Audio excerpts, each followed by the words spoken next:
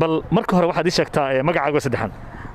magacaygu waxa la yiraahdaa Cabdullaahi Cumar Saleymaan Master Maradona ayaan ku magac dheerahay Maradona waxaan u jeedaa waad labisan tahay waad faraxsan tahay dabcan waad soo codaysay bal iiga warran maanta dareenkaaga iyo codayntaada sida ahayd maxamuud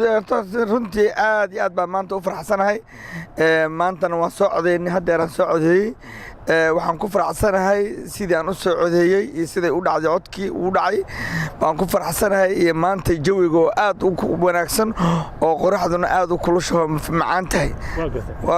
adiga maxaa muhiim ku ahaa oo doorashada sanadkan aad ku codeynaysay waxaa mar kastaba horta anigu waxaan ka tirsanahay xisbiga Republican-kan ka tirsanahay marka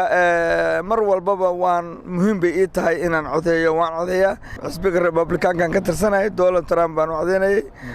waxaan rabnaa Amerikana sideedii hore inay ku soo noqoto aad u wanaagsanaato ayaan jecelnahay madaxweynuhuna saas noo ballan qaaday maxaad ka rajaynaysaa doorashada caawa